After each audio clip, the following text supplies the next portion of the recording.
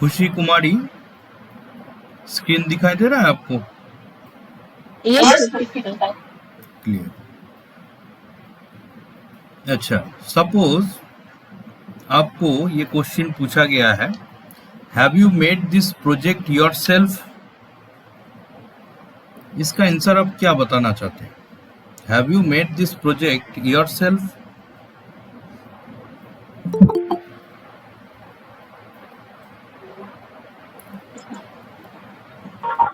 Guidance. Hello Rupesh, फिर से बोलिए एक बार, सुनाई नहीं दे रहा है। यस सर, सर हाँ। बोलेंगे अंडर गाइडेंस बनाया गया है। ना, ये तो आप पहले बोल दीजिएगा, I have made this project by my self with the support of my guide. ठीक है, आप अपने ही बनाए हैं with the support of your guide. ठीक है, डायरेक्टली ये मत बोलिए जो गाइड बना रहा है या हम बनाए, इस टाइप का नहीं। I have made my project by my self with the support of guide. Clear है खुशी? यस अच्छा, अगर ये इस टाइप का क्वेश्चन पूछा जाए, did you prepare it alone? Yes sir. जी, did you prepare it alone? Yes, I prepare it alone. But जो आपका वीक पॉइंट है, कुछ अगर मान लीजिए प्रोजेक्ट में कोई कोडिंग का पार्ट आपने नहीं किए हैं या किसी जगह से कॉपी किए हैं, तो इस जगह पर जो है आप गाइड के ऊपर छोड़ दीजिए। जो sum of the part of coding that provide my guide और डू माई गाइड। ठीक है, तो do you prepare it alone? Yes, क्योंकि इंडिविजुअल प्रोजेक्ट है, आप खुद से बनाए हैं। अच्छा, थर्ड क्वेश्चन जो इसमें है, steps to register a host और डोमेन फॉर योर वेबसाइट। जैसे कि लगभग में ये क्लियर हो जाता है, जो सबने वेब एप्लीकेशन ही डेवलप ज़्यादा करता है, तो वेबसाइट से एक क्वेश्चन है, step to register a host और डोमेन फॉर योर वेबसाइट। ये क्या होगा इसका आंसर? कुछ आइडिया है इसमें? Question number 3, steps to register a host or domain for your website. If you are developing any website related project, so your question is how to register your website for hosting and domain. कैसे किए? आप लोग बताने का try करें, हम यही सुनना चाहते हैं। आपका वॉइस, आपका बताने का जो वे है, वो ज्यादा इम्पोर्टेंट है। सर सर्वर में जाके उसको पे करना पड़ता है ना? कहाँ पर जाके? सर्वर में जाके? सर वो जो जैसे godaddy.com ये सब जो अपना। हाँ, रुपेश कुछ बताइएगा जी।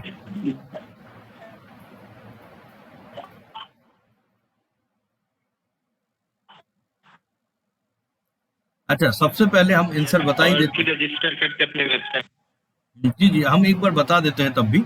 जैसे कि this is an academic project developed by me which is not uploaded to any real domain, that's why I am not hosted my website to any domain name.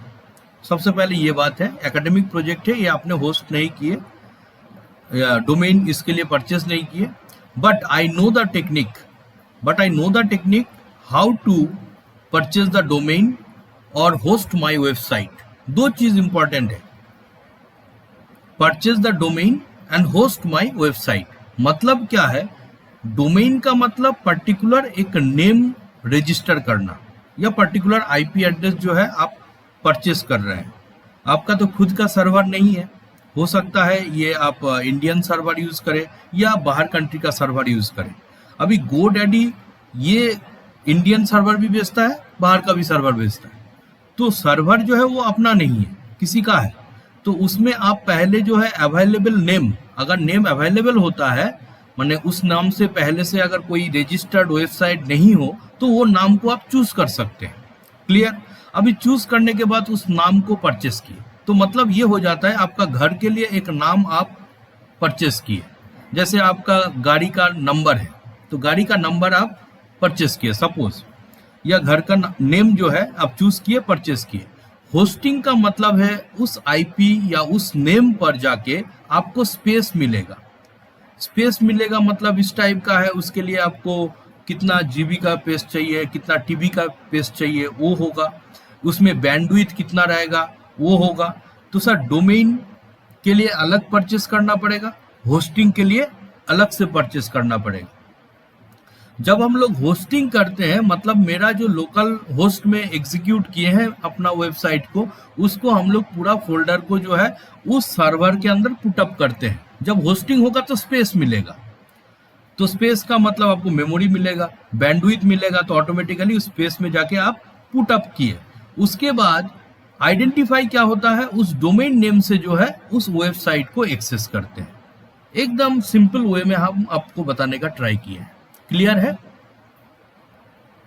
Yes sir.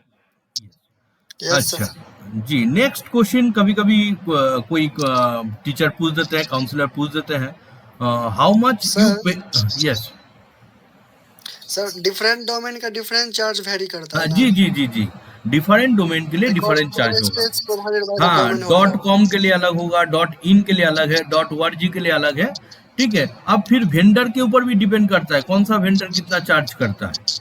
Clear? Yes sir. Okay sir. Actually जो domain टोमेन बेचता है उन लोग को हम लोग vendor बोलते हैं। जैसे आप गोडैडी का नाम बोले हैं, ठीक है, यस सर। होस्ट गेटर हो सकता है ना, बिग रॉक हो सकता है। तो इस टाइप का नाम भी आपको जानना जरूरी है, कौन कौन ऐसा कंपनी है जिसमें से आप डोमेन या होस्टिंग परचेस कर सकते हैं। ओके, अच्छा, क्वेश्चन नंबर 4, जैसे आपको कोई क्वेश्चन पूछा है, how much you paid for this hosting facility. तो till now I am not paid any amount for the hosting facility, as I said that this is an academic project and it is not uploaded in real domain, so it is only executed and tested by me in local host. Is it clear to all? Yes sir. Yes sir. Yes. तो इस वे में आप question को handle करने का try करें। अच्छा, your conclusion after doing this project और प्रोजेक्ट कंक्लूजन, आपने प्रोजेक्ट बनाए हैं तो प्रोजेक्ट के बारे में आप एक छोटा सा कंक्लूजन बताइए। जो प्रोजेक्ट के बारे में आप क्या बोल सकते हैं एज ए कंक्लूजन, क्या बोलिएगा? सर तो प्रोजेक्ट से जो मेरा आउटपुट निकलता है वो कंक्लूजन बोलेंगे, जो ये आने से ये हुआ, इसके मतलब ये सब प्रॉब्लम को हम सॉर्ट कर सकते हैं। और कुछ?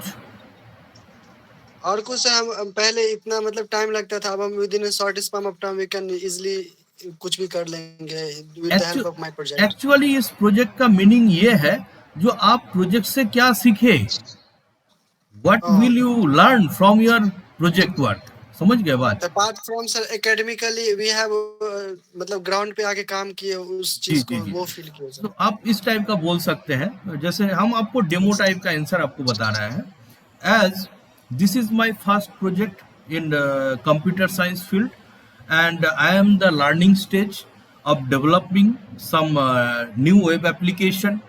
So I have some little bit idea, and with the consultation of guide, I know something better.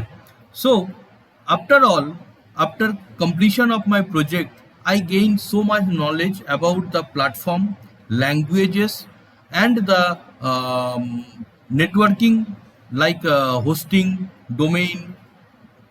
तो इस वे में आप उसको हैंडल करें, और जो जो आप सीखे हैं उसको आप पॉइंट आउट करें। ये जो भी सीखे होंगे, जिस चीज़ में आप बना रहे हैं उसके बारे में आइडिया आपको ज़्यादा रहेगा। जो सर हम PHP लैंग्वेज में कर रहे हैं तो PHP लैंग्वेज में क्या क्या सीखे, तो इस टाइप का। लेकिन ये आप ध्यान में रखिएगा, जो फैसिलिटी आप बोलने का ट्राई कीजिएगा तो वो फैसिलिटी से भी क्वेश्चन पूछ सकता है। अच्छा, इसमें आप क्या सीखे, क्या आप इसमें से एक लाइन का कोड, प्रिंट करने का कोड लिख के दिखा सकते हैं? कभी ये क्वेश्चन भी आ सकता है। जैसे कोई पाइथन में किए तो पाइथन में प्रिंट कैसे होता है, इसका एक सिंटैक्स बताओ, मे बी पॉसिबल। तो आप जो भी बताइएगा वो अपने से ऐसे बताइए जैसे कि उसमें अगर मान लीजिए पार्ट क्वेश्चन पूछा जाता है तो उसका भी आंसर आप देने का ट्राई करें। कोई मान लीजिए C# का यूज किया है, ASP.NET का यूज किया है, तो मान लीजिए C# लैंग्वेज में कैसे उसको प्रिंट करते हैं, उसका एक सिंटैक्स बताइए। क्लियर? Yes sir. ठीक। अच्छा, क्वेश्चन नंबर 6 में आते हैं। from where you get reference guide for your project work. From where you get reference guide for your project work. इसका ये मतलब होता है आप कहाँ से रेफरेंस मिला है आपको या गाइड मिला है प्रोजेक्ट वर्क करने के लिए. क्या आंसर दीजिएगा? So with the help of Googles and YouTubes we have searched a lot of उसके बाद मैंने डिसाइड किया हमको ये करना है. Yes. और कुछ जी From असल study उसके बाद center and last regional center. Guider से हेल्प हाँ, लेंगे. जी रुपेश क्या बोले? From regional center and study center. One by one Rupesh. Sir, from study center and regional center बोलेंगे. देखिए इसका जो एक्चुअल मीनिंग है जो गेट रेफरेंस और guide from your project work. ठीक है, गेट रेफरेंस और गाइड मतलब ये हो जाता है जो आपको सपोर्ट कहाँ से मिल रहा है. ठीक है, तो दोनों सपोर्ट हो सकता है. एक हो सकता है आपको प्रोजेक्ट के बारे में आइडिया कहाँ से मिला, इसका रेफरेंस हो सकता है. और ये हो सकता है जो सर हम इसमें बनाएंगे या नहीं बनाएंगे तो हम गाइड के साथ कंसल्ट किए. दोनों हो सकता है.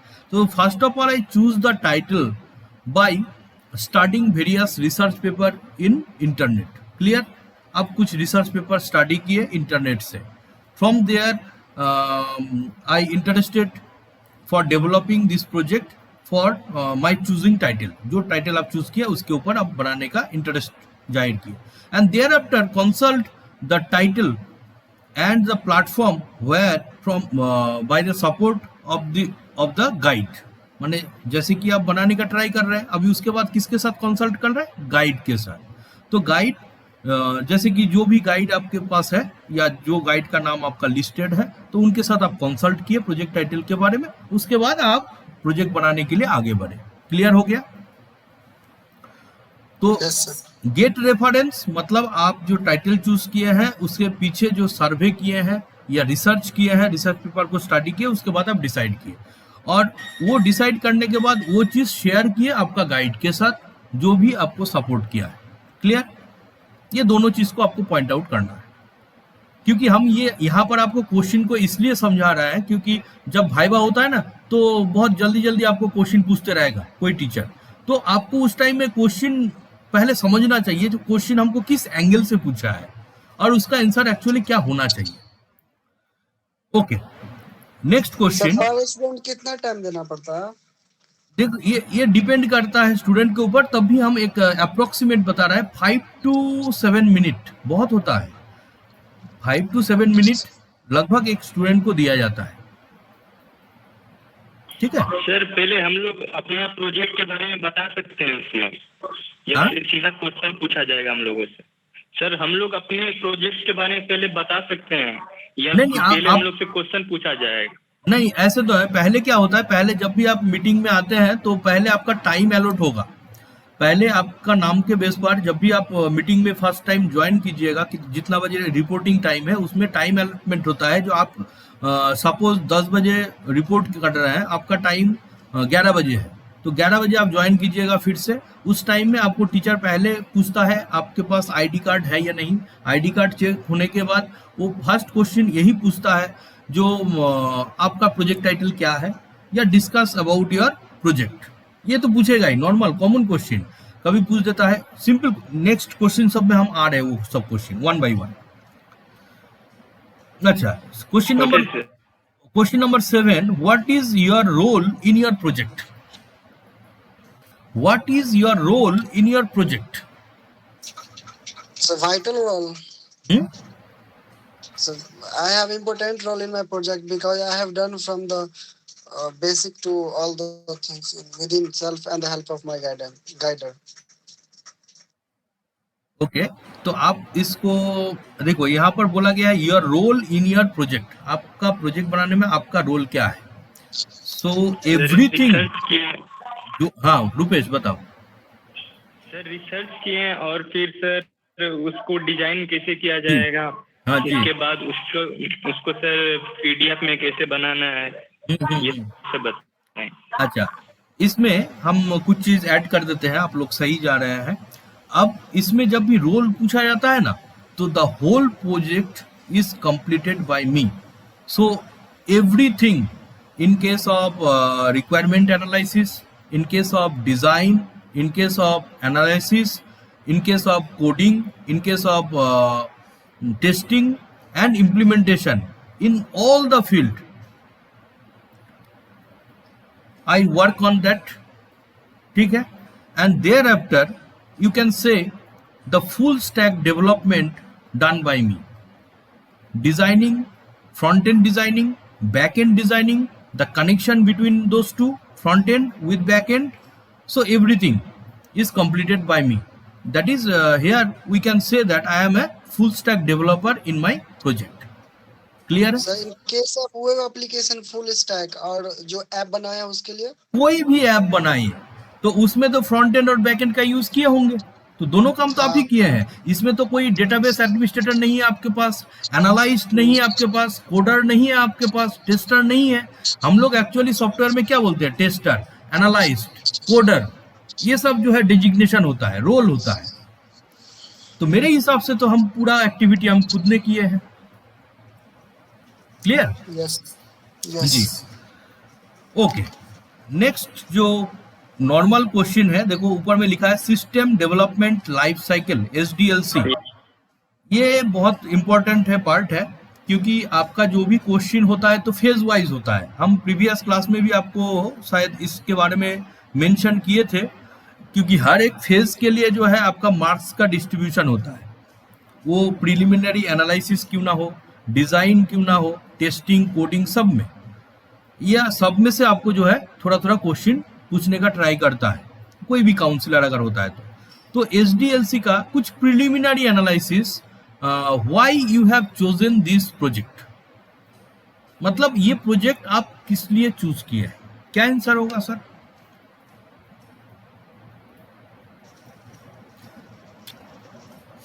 यस इसका आंसर ये देंगे क्योंकि मैंने बहुत सारा प्रोजेक्ट देखा, फिर हमें ये करने का ये हुआ क्योंकि इसमें मैंने लैंग्वेज कन्वीनियंट यूज कर किया, और इससे मैंने देखा कि अटेंडेंस में रिडंडेंसी कम हो जाता है, और हमारा एक्साइटमेंट था कि हम ये करें इसलिए। और कुछ कोई बताएगा अपने बेस पर? खुशी कुमारी, लिरॉय, रुपेश?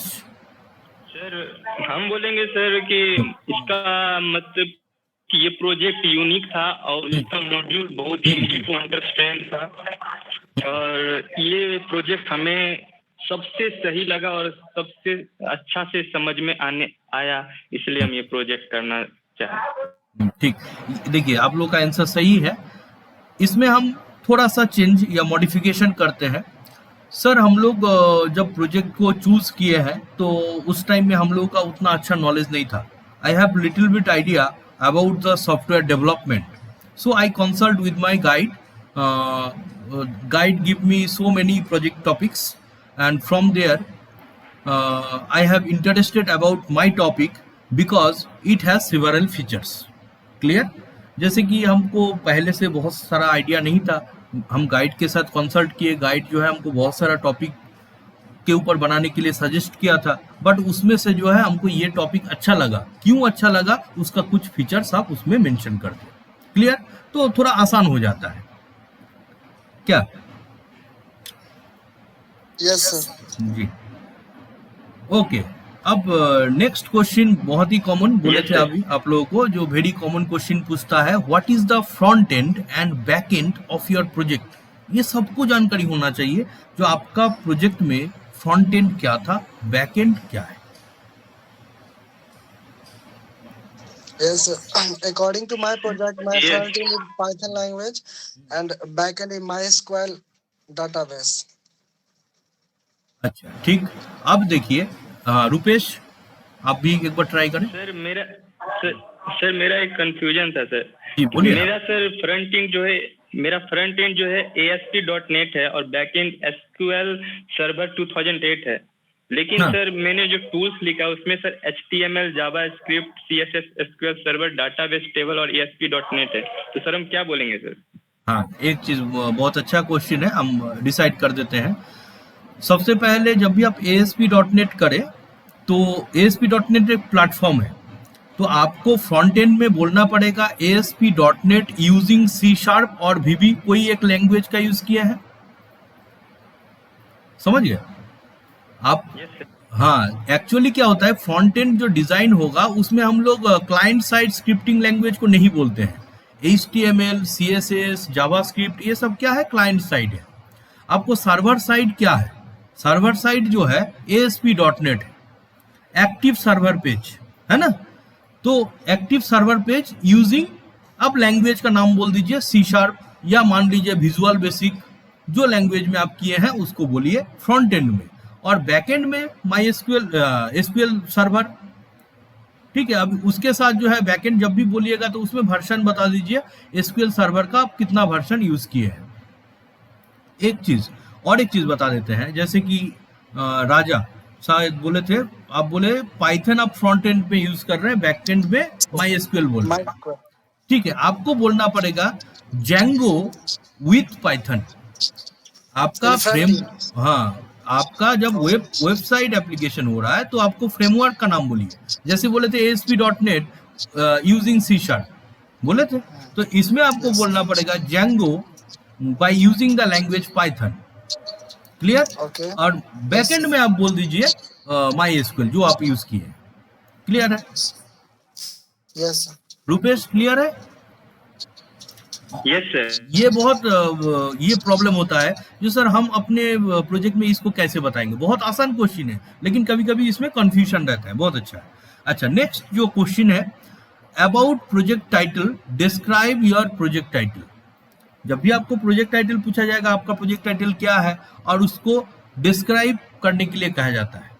तो इसमें सब जो है अपना अपना प्रोजेक्ट टाइटल तो पहले बता ही देते हैं, लेकिन एक चीज याद रखिएगा, आप कॉपी में एक शॉर्ट टाइप का जो है बना के रखिए।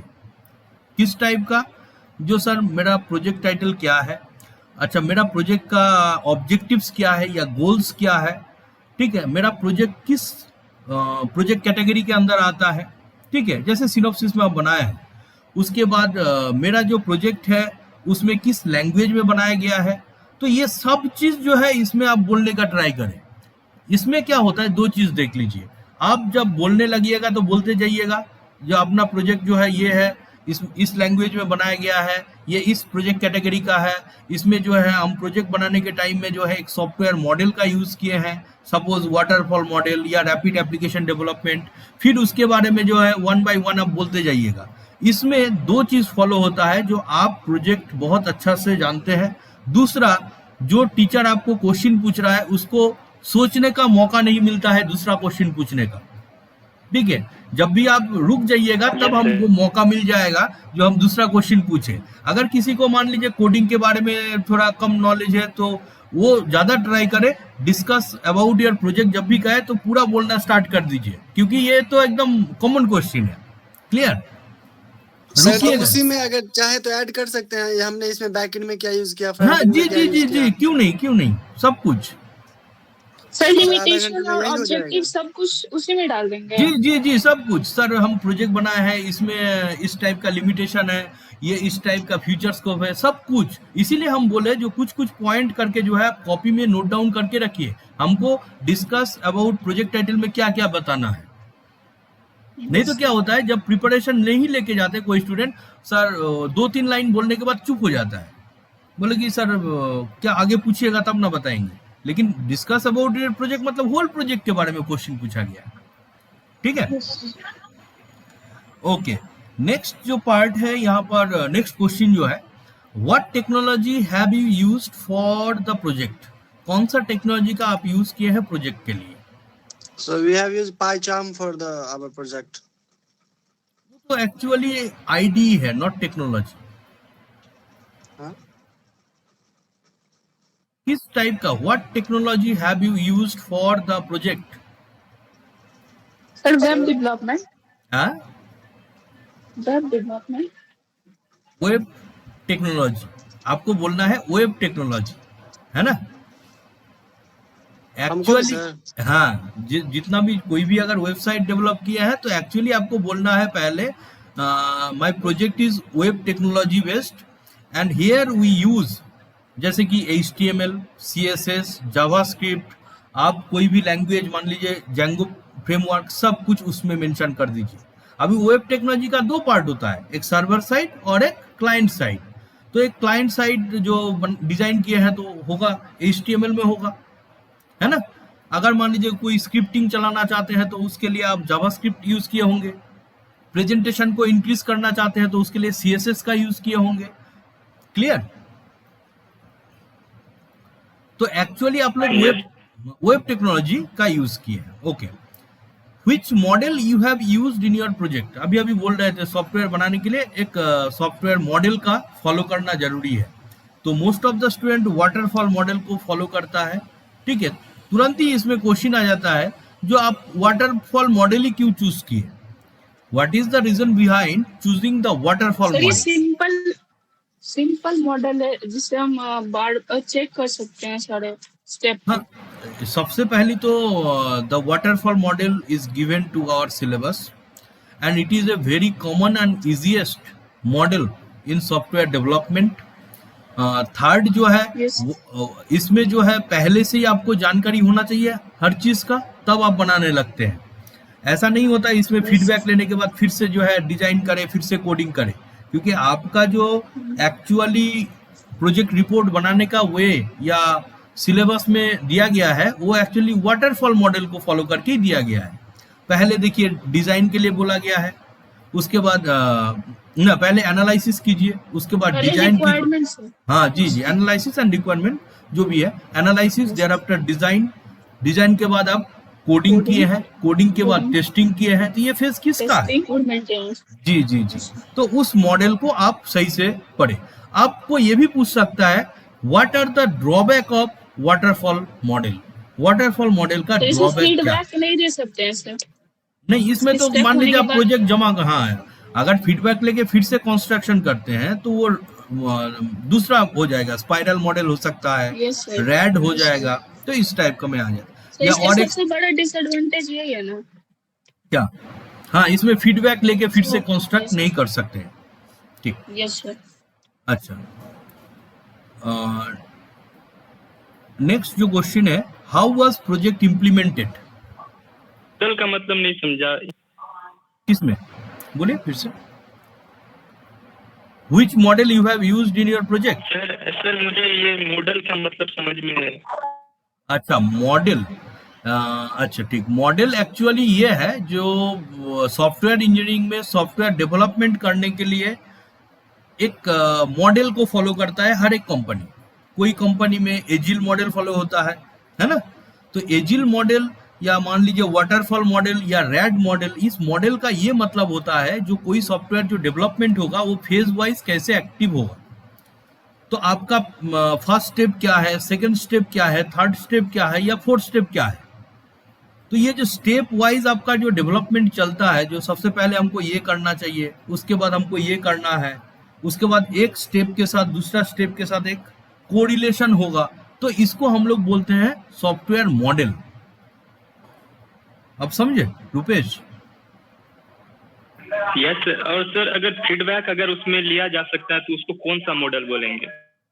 उसका दूसरा नाम ही है वाटरफॉल मॉडल विथ फीडबैक।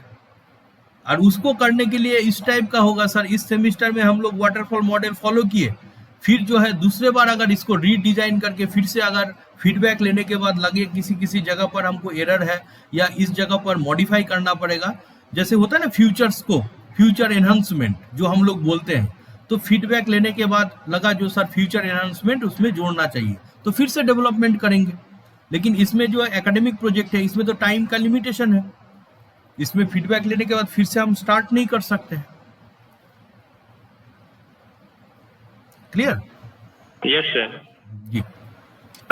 अच्छा, हाउ वाज प्रोजेक्ट इम्प्लीमेंटेड, कैसे आपका प्रोजेक्ट इम्प्लीमेंट हुआ है?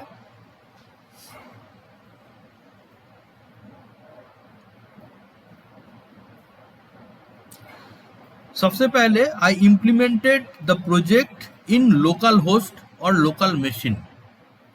आपने अपना प्रोजेक्ट को कहां पर रन करके चेक किए हैं?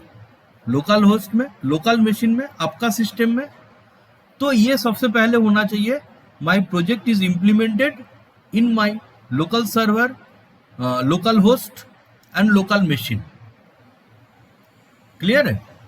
आप कैसे इसमें इम्प्लीमेंट करके देखे हैं? लोकल में क्या आ जाएगा? हाँ, लोकल सर्वर में क्या हो जाएगा सर? लोकल सर्वर में हम कैसे कर सकते?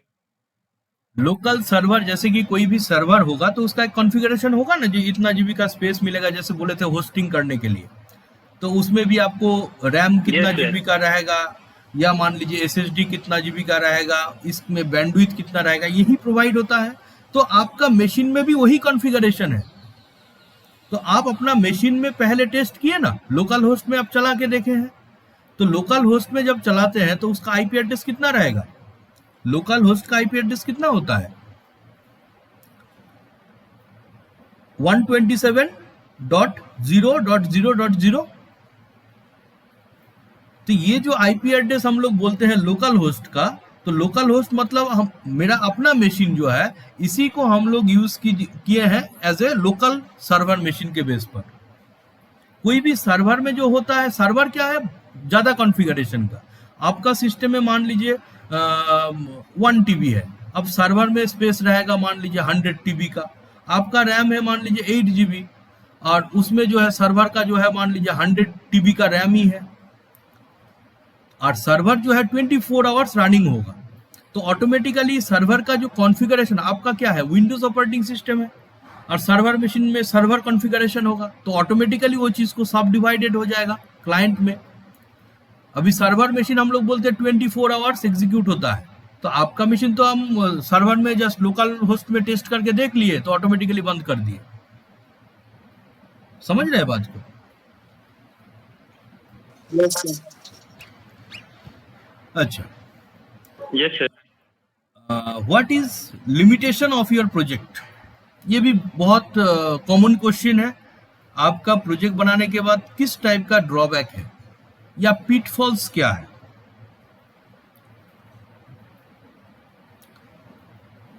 कोई एक बता सकते हैं कुछ इस टाइप का रिगार्डिंग, पिटफॉल्स किस टाइप का होगा?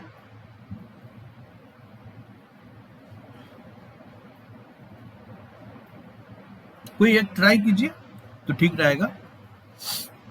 सर सबका तो अपना इंडिविजुअल लिमिटेशंस होगा ना। हाँ, इंडिविजुअल। आपका प्रोजेक्ट का लिमिटेशन आप बताइए, मेरा प्रोजेक्ट में लिमिटेशन क्या है?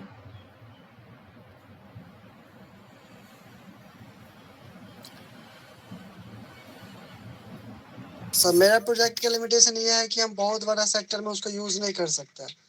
हाँ, एक चीज जो है हम पहले ही बता देते हैं, पहले हम बोले थे ये चीज को, ये एकेडमिक प्रोजेक्ट है, हम इसके लिए कोई डोमेन या होस्टिंग नहीं लिए हुए हैं, तो ऑटोमेटिकली ये फर्स्ट लिमिटेशन हो जाता है। The limitation is that my project is for academic purpose only. It is not hosted on any real domain name. ये hosted नहीं है कोई भी real domain में। Clear? It is tested and implemented on local host only. उसके बाद आप feature सब बताइए जो सर इसमें ये फीचर्स नहीं है, वो फीचर्स नहीं है, तो ये सब काम नहीं करेगा। जैसे कि पेमेंट गेटवे का ऑप्शन अगर कोई लगाता है तो सर इसमें पेमेंट गेटवे नहीं लगा है, तो एक लिमिटेशन।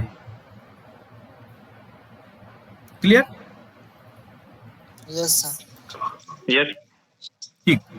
नेक्स्ट। राजा सर आप देख लेंगे क्लास के बाद फिर से गूगल करके। हाँ जी जी। अच्छा, what functionality you provide? What functionality you provide मतलब एक्चुअली आपका प्रोजेक्ट में किस टाइप का फीचर्स है, क्या फंक्शन होता है उसमें, ये आपको मेंशन करना चाहिए। अभी सर तो उसमें मॉड्यूल बता देंगे। हाँ, मॉड्यूल बता सकते हैं, बहुत अच्छा चीज हो जाएगा। Functionality one type of module ही है, फंक्शन। क्लियर? अब मॉड्यूल बता दीजिए, बेस्ट रहेगा। अच्छा, नेक्स्ट जो है information system define your system and it's working. ये क्या बताइएगा? Information system define your system and it's working, इसका क्या मतलब है? मतलब जिस पे प्रोजेक्ट किया उस सिस्टम का पूरा डिस्क्राइब करेंगे। एक्चुअली आप इसको अगर देखते हैं इंफॉर्मेशन सिस्टम डिफाइन, तो मतलब information type of data, data का फ्लो आपको बताना पड़ेगा। जैसे कि आप डीएफडी बनाए होंगे, डेटा फ्लो डिजाइन किए होंगे, तो ऑटोमेटिकली Yes. उसमें सिस्टम के अंदर डेटा कहाँ से आ रहा है, सोर्स कहाँ है डेटा का, डेस्टिनेशन कहाँ पर डेटा जा रहा है, तो ये जो चीज है इसको एक्सप्लेन करके बताएं। Analysis and design sir. जी जी जी जी। Information system define your system. आपने जो प्रोजेक्ट बनाया है उसमें इंफॉर्मेशन कैसे डिफाइन हो रहा है एंड इट्स वर्किंग, कैसे एक्टिव काम कर रहा है। सर तो इसमें डीएफडी को थियोरेटिकल उसको कर सकते हैं ना? हाँ, डीएफडी को आप थियोरेटिकल बता सकते हैं ना, जो मेरा जो है मेन सिस्टम है, इसमें इस टाइप का यूजर है, उस यूजर का डेटा कैसे आ रहा है सिस्टम के अंदर, डाटा फिर आ रहा है, फिर मैच हो रहा है तो एक्सेप्ट कर रहा है, हाँ, अदरवाइज जी रिजेक्ट जी कर रहा जी है, जी फिर से डाटा जी, हाँ, एक्वायर तो करते हैं। ये चीज, तो इंफॉर्मेशन ओके सर। आपका इनपुट हो गया जो कि सिस्टम के अंदर आ रहा है, फिर जो है प्रोसेस होने के बाद आपका प्रोजेक्ट से कुछ आउटपुट भी दिखाएगा। ठीक है, तो ये इंफॉर्मेशन सिस्टम का जो फ्लो है उसको आप बताने का ट्राई करें। Okay sir. अच्छा अच्छा, नेक्स्ट जो क्वेश्चन सब है वो भी वेरी कॉमन क्वेश्चन है, कुछ डिस्कस भी किए हैं। What are the different modules of your project, what are the different report generated by your software. तो मॉड्यूल तो पहले से ही आपका प्रोजेक्ट में लिखा है, एक बार देख लीजिएगा किस टाइप का मॉड्यूल है, डिफरेंट मॉड्यूल के बारे में। What are the different report generated by your software, आपका सॉफ्टवेयर किस टाइप का रिपोर्ट जनरेट कर रहा है। हो सकता है जो सर इस मंथ का जो है टोटल रिपोर्ट हमको दिखा रहा है, या ईयरली रिपोर्ट दिखा रहा है, या क्वार्टरली रिपोर्ट दिखा रहा है, ये पर्टिकुलर एक फिल्टर के बेस पर रिपोर्ट दिखा रहा है। तो रिपोर्ट मतलब समझ ही रहे हैं, जो एक आउटपुट का प्रोफार्मा होगा, जो कि आप फिल्टर का यूज भी कर सकते हैं या नॉर्मल भी दिखा सकते हैं। क्लियर है? अगर रिपोर्ट आपका सॉफ्टवेयर में है तो, अदरवाइज छोड़ दीजिए। सर मेरा सिस्टम में जो है रिपोर्ट अटैच नहीं है, that is the limitation of my project. Clear? Sir इसमें क्लाइंट साइड का दिखाएंगे या अपने साइड का दिखाएंगे आप? किसमें? हेलो हाँ बोलिए। सर, मतलब रिपोर्ट में क्लाइंट साइड का दिखाएंगे या अपने साइड का दिखाएंगे, वो यूजर साइड का रिपोर्ट? नहीं, ये रिपोर्ट का मतलब आपका प्रोजेक्ट रिपोर्ट नहीं है। जैसे कि कोई भी सॉफ्टवेयर है, तो आपका क्या टॉपिक था सर? Online food ordering. हाँ, फूड ऑर्डरिंग। तो मान लीजिए मंथली कितना सेल हुआ है, उसका रिपोर्ट हमको देखना है। समझिए बात? आपका यहाँ पर Yes, प्रोजेक्ट sir. रिपोर्ट के लिए नहीं कहा गया है। जो आपका सर इसमें तो सॉफ्टवेयर, ये भी आ जाएगा कितनी? नहीं, different report Yes, generated by your software. आपका सॉफ्टवेयर से किस Okay, टाइप sir. का रिपोर्ट जनरेट हो रहा है, ओके सर। समझ गए? क्वेश्चन को समझना Yes, sir. इंपॉर्टेंट है, इसीलिए हम क्वेश्चन को लेकर डिस्कस कर रहे हैं। क्योंकि मोस्ट ऑफ द स्टूडेंट क्या होता है, क्वेश्चन जो पूछा जाता है वो सुनता ही नहीं है, क्या क्वेश्चन पूछा गया है, कुछ बोल देता है। तो please listen the question very carefully and thereafter attempt the question. अच्छा, okay sir. How you analyse the system requirements for your project. तो ये एनालाइज करने का पार्ट है। तो एनालिसिस के अंदर हम लोग क्या क्या करते हैं? सर हम कैसे बेस्ट बना सकते हैं और उसको, उसका जो लिमिटेशन है उसको कैसे हम बेटर बना सकते हैं।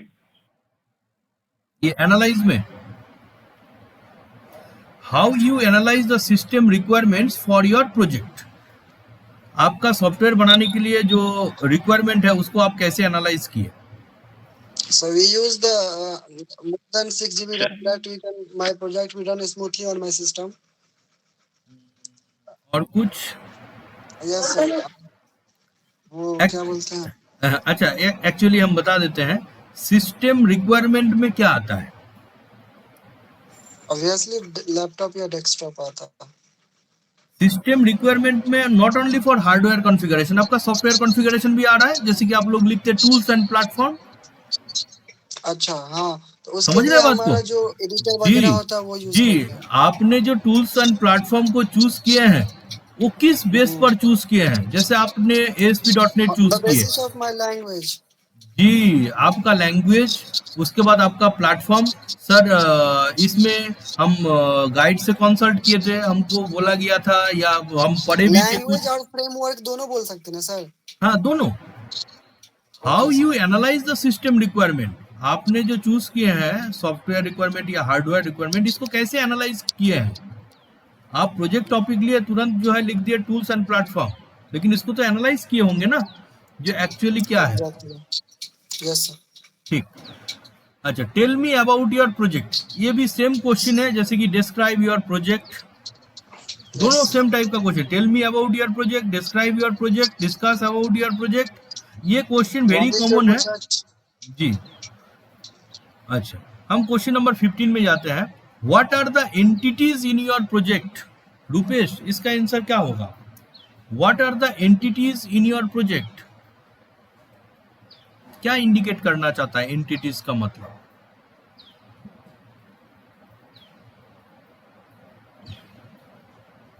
खुशी, नहीं रूपेश? मालूम sir.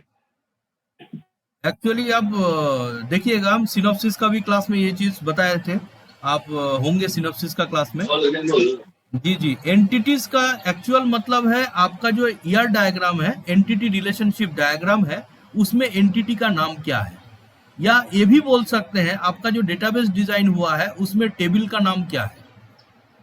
What are the entities in your project? It means that the name of your table used in the database or name of the entity that make relationship into the entity relationship diagram.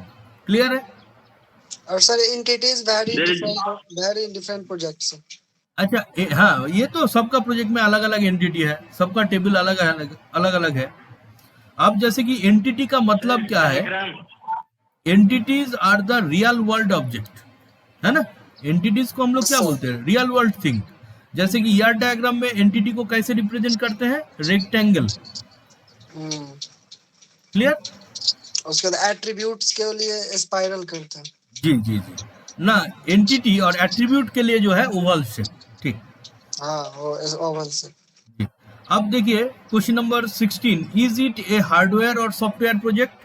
आप लोगों का software project ही होगा, क्योंकि इसमें जो है strictly बोला जाता है सॉफ्टवेयर प्रोजेक्ट ही बनाने के लिए, गाइडलाइंस में स्ट्रिक्टली बताया जाता है सॉफ्टवेयर प्रोजेक्ट ही बनाइए। Software project. जी जी। अच्छा, नेक्स्ट आते हैं, how you gathered requirement of your project? How you gather requirement of your project? सबसे पहले जो सर मेरे पास सिस्टम है, लैपटॉप है, तो हार्डवेयर मेरे पास अवेलेबल था। नेक्स्ट, सॉफ्टवेयर जो भी हम लोग यूज किए हैं उसके लिए हो सकता है हम आईडीई का यूज किए। सपोज आप visual studio community version use करते हैं तो फ्री में मिल जाएगा। अगर मान लीजिए आप जेंगो यूज करते हैं, उसका भी कम्युनिटी वर्जन रहता है, फ्री वर्जन रहता है, एकेडमिक पर्पस के लिए वो भी यूज कर सकते हैं। तो आप इंटरनेट से जहां से आप डाउनलोड किए हैं उसके बारे में मेंशन कर दीजिए। कोई भी सॉफ्टवेयर अगर इंटरनेट से आप लिए हैं तो वो मेंशन कर दे, हम इस आईडीई का यूज किए हैं। आईडीई का मतलब है इंटीग्रेटेड डेवलपमेंट एनवायरनमेंट। तो कोई भी प्रोजेक्ट बनाने के लिए नॉर्मली हम लोग not only for language individual execute करते हैं, हम लोग होल प्रोजेक्ट को देखते हैं। तो ऑटोमेटिकली उसमें डेटाबेस बैकएंड या फ्रंट एंड दोनों डिजाइन हो, इस टाइप का कोई बड़ा सॉफ्टवेयर का यूज करना पड़ेगा। तो इसीलिए उसको हम लोग कहते हैं आईडीई। जैसे कि जावा का डेवलपमेंट जो होता है प्रोजेक्ट का, उसमें यूज होता है नेटबीन्स ज़्यादा से ज़्यादा, या एक्लिप्स का यूज होता है। अभी ASP.NET जो करते हैं तो वो विजुअल स्टूडियो वो ज़्यादा यूज करते हैं। अगर आप PHP में करते हैं तो ड्रीमवीवर का यूज करते हैं, या दूसरा भी है। और अगर मान लीजिए आप इसमें करते हैं, पाइथन में करते हैं, तो आप लोग नॉर्मली पाइचार्म या और भी है उसका भी यूज कर सकते हैं। तो आप कहाँ से गैदर किए हैं इसके बारे में डिटेल्स बताइएगा। क्लियर है? Yes sir. अच्छा, next question, advantages of your project. तो आप अपना सिस्टम का जो नॉर्मल एडवांटेजेस है उसको डिस्कस कीजिए, जो ऑब्जेक्टिव्स में लिखा गया है। ऑब्जेक्टिव्स जो भी लिखा गया है that is one kind of advantages of your project. Clear? Okay, next जो पार्ट है ये एनालिसिस का क्वेश्चन था। नेक्स्ट पार्ट आता है system design. Yes system design में देखिए फर्स्ट क्वेश्चन, ये बहुत कॉमन क्वेश्चन है, हर बार पूछा भी जाता है, जो how to create DB connection, मतलब डेटाबेस कनेक्टिविटी आपने कैसे किए हैं। तो डीबी कनेक्शन का कभी कभी कोड भी पूछा जाता है। तो how to create DB connection, मतलब आप फ्रंट एंड के साथ बैक एंड का जो कनेक्शन किए हैं वो कैसे किए हैं और उसके लिए कौन सा कोडिंग का यूज किए हैं, उसको आपको डिस्कस करना चाहिए। क्लियर? Yes sir. जी। What are your entities in your system, ये तो क्लियर ही हो गया एंटिटीज सर क्या है। ये बता दीजिए ना कैसे होगा डीबी कनेक्शन का। ये तो आपको मालूम है, आपके पास नोट्स भी होगा सर। जब पहले हम लोग क्या करते हैं, जैसे कि आप MVT अप्लाई कर रहे हैं, है ना, मॉडल व्यू टेम्पलेट कर रहे हैं, तो पहले मॉडल को डिजाइन करते हैं, फिर उसको व्यू में लिखते हैं, तो उसके बाद वो कनेक्टिविटी करते हैं। अच्छा हाँ हाँ।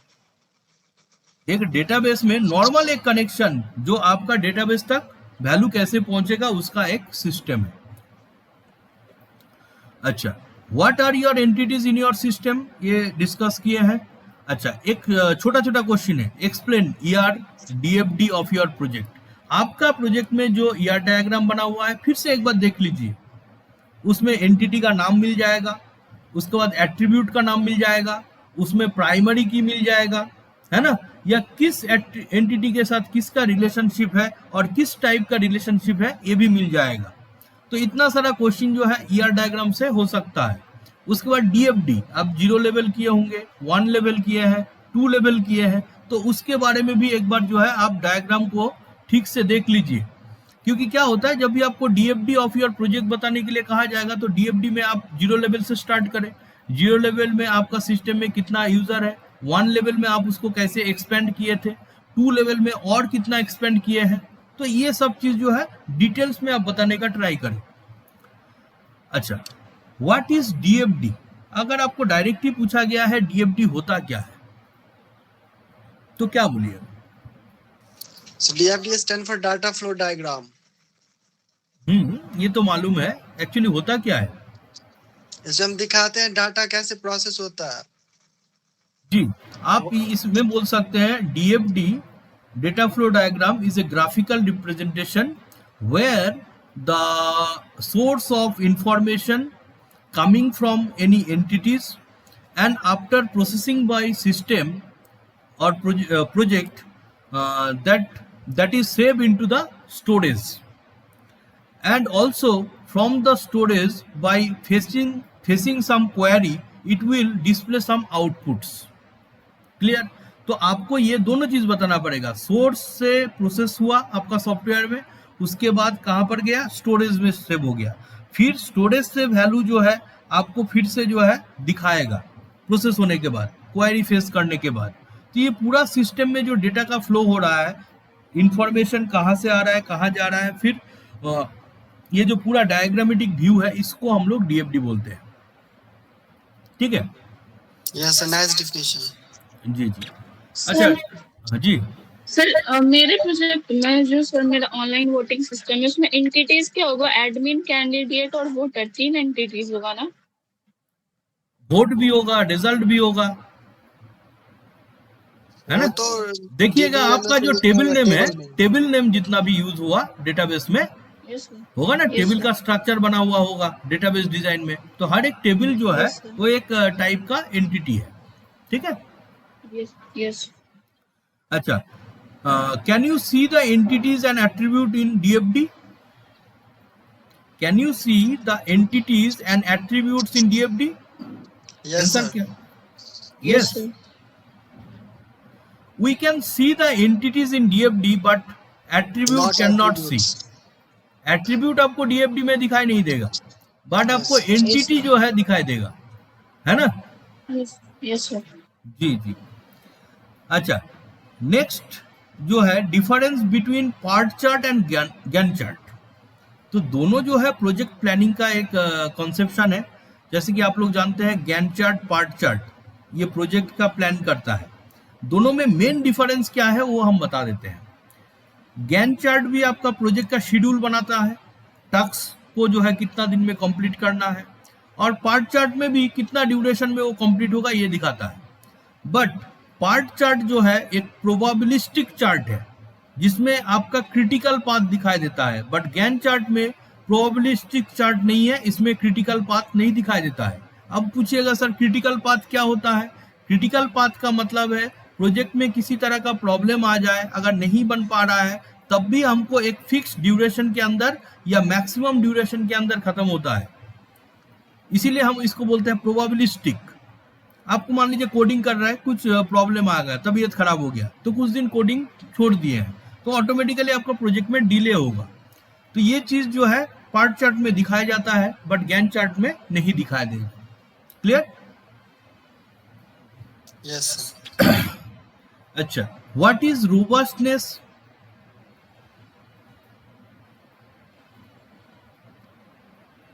रोबस्टनेस जी, एक्चुअली अब देखिएगा, हम लोग बोलते थे जावा के अंदर रोबस्टनेस है, जावा लैंग्वेज में रोबस्टनेस है। सर क्यों? ये जो हम लोग का प्रोजेक्ट है या जो बना रहे हैं, तो इसको जो है अभी हम लोग मान के चलिए विंडोज ऑपरेटिंग सिस्टम में डेवलपमेंट कर लिए हैं। अब अगर चाहते हैं लाइनक्स सर्वर में इसको पुट अप कर दे या मैकओएस सर्वर में पुट अप कर दे या मान लीजिए विंडोज सर्वर में पुट अप कर दे, तब भी ये एग्जीक्यूट हो जाएगा। तो आप ये बोल सकते हैं my project can execute in any server, so it has the facility of robustness. Clear? Yes. एक वे ऑफ डिक्लेरेशन हम बताया आपको। अच्छा, यहाँ पर एक चीज, नेक्स्ट जो क्वेश्चन है ये नॉर्मली बीसीए को नहीं पूछता है, तब भी हम बोल देते हैं। Explain any cost estimation model like COCOMO and what their input and are. ठीक है, तो एक्चुअली एस्टिमेशन मॉडल जो है ये क्या करता है, कोई सॉफ्टवेयर का प्राइसिंग निकलता है। किस टाइप का? जो सर एक सॉफ्टवेयर का कितना कॉस्ट होना चाहिए। मान लीजिए कोई एक मैन्युफैक्चरिंग यूनिट में कोई प्रोडक्ट बनता है, तो उस प्रोडक्ट का कॉस्ट मार्केट में कितना होगा।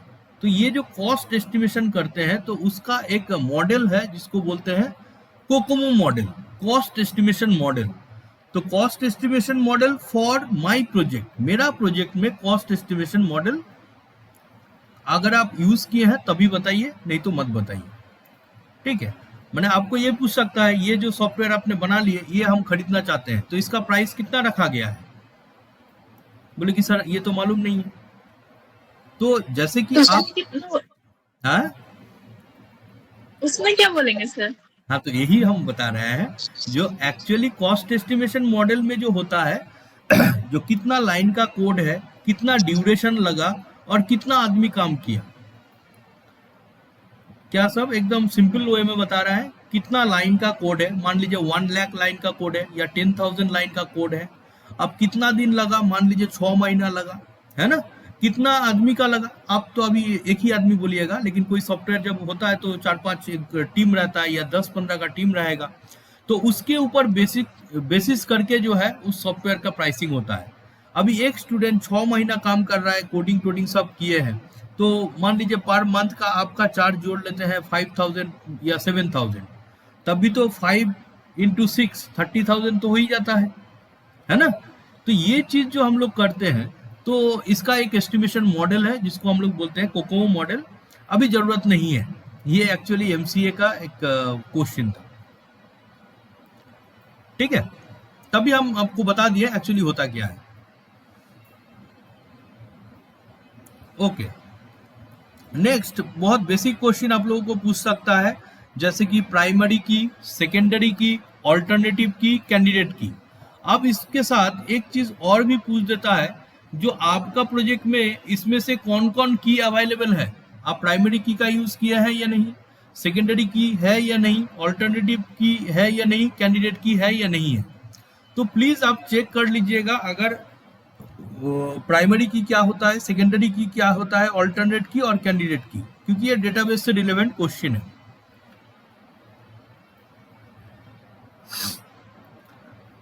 अच्छा, functionality and flow of project, तो सेम डीएफडी को मेंशन करना है।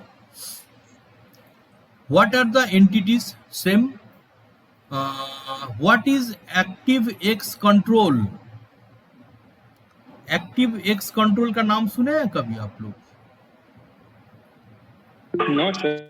जी, एक्टिव एक्स कंट्रोल एक्चुअली एक प्लगइन्स होता है। कोई सॉफ्टवेयर अगर है तो उसमें अगर एक्टिव एक्स कंट्रोल लगाते हैं तो कुछ फीचर्स आ जाता है। तो इसको एक बार इंटरनेट से देख भी लीजिएगा, एक्टिव एक्स कंट्रोल होता क्या है, आप लोग सर्च कीजिएगा। मेरे हिसाब से आप लोगों का प्रोजेक्ट में एक्टिव एक्स कंट्रोल नहीं है। एक्चुअली ये मल्टीमीडिया ओरिएंटेड जो प्रोजेक्ट होता है उसमें ज़्यादा यूज करते हैं एक्टिव एक्स कंट्रोल को, यहाँ पर आपका यूज नहीं हुआ है। अच्छा, explanation about the tables used in my project. Same चीज, जो भी एंटिटी या टेबल है उसका आपको एक्सप्लेन करना पड़ेगा, माने कितना टेबल है, उसमें क्या क्या फील्ड लिए हैं, इसके बारे में। Number of modules and their names, module description same आ जाएगा। SRS ये तो मालूम ही है आप लोगों को, requirement software requirement and specification, उसके अंदर जो जो पॉइंट होता है उसको डिस्कस कीजिएगा। सर ये नंबर ऑफ मॉड्यूल्स में क्या देना है? आपका देख लीजिएगा, काउंट कर लीजिएगा, सर मेरा प्रोजेक्ट में 5 मॉड्यूल्स है या 6 मॉड्यूल है, या मॉड्यूल का नाम क्या क्या है वो बताना पड़ेगा। Okay sir. मॉड्यूल डिस्क्रिप्शन में देख लीजिए कितना मॉड्यूल आप डिस्कस किए हैं, उसके हिसाब से। Okay sir. अच्छा, what is SDLC, same type का क्वेश्चन है, सॉफ्टवेयर डेवलपमेंट लाइफ साइकिल के ऊपर, इसको भी आप देख सकते हैं। व्हाट इज नॉर्मलाइजेशन, ये भी वेरी बेसिक क्वेश्चन है। कभी कभी इसके साथ ये भी पूछा जाता है आपने कौन सा नॉर्मल फॉर्म का यूज किए हैं, जैसे first normal form, second normal form, third, fourth, इस टाइप का। तो ये जितना भी पार्ट है, ये नॉर्मलाइजेशन हो या मेथोलॉजी क्या यूज किए हैं, कार्डिनलिटी किसको बोलते हैं, data consistency, data dictionary, integrity constant, SQL query, ये टोटल पार्ट आपका डेटाबेस का है। अगर डेटाबेस का बुक है अगर इग्नू का, तो उसमें थोड़ा फॉलो कीजिएगा तो ऑटोमेटिकली इसके बारे में आपको जानकारी मिलेगा। तो हम फिर से आप लोगों को कहते हैं जो इससे रिलेटेड जो जो सब्जेक्ट है, मेनली डेटाबेस और सॉफ्टवेयर इंजीनियरिंग, ये दोनों बुक को थोड़ा फिर से एक बार आप लोग देख लीजिएगा, छोटा छोटा क्वेश्चन इसमें से पूछता है। अच्छा, सब क्वेश्चन तो हम डिस्कस नहीं कर पाएंगे, लेकिन हम क्वेश्चन पे सेट दे देंगे आप लोगों को, थोड़ा इसमें से आप लोग देख लीजिएगा। बहुत सारा क्वेश्चन है, एक क्लास में तो कंप्लीट करना मुश्किल ही है, लेकिन तब भी आपको एक बेसिक आइडिया हम दे दिए हैं, ठीक है।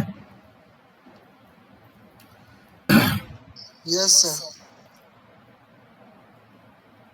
ट्राई कीजिएगा, हम क्वेश्चन को ग्रुप में शेयर कर देंगे, ठीक है। आप लोग उसमें से जो है डाउनलोड कर लीजिएगा और उसके हिसाब से जो है तैयारी करने का ट्राई करें, ठीक है। Wish you good luck for your project viva. Thank you sir. Thank you sir. Okay.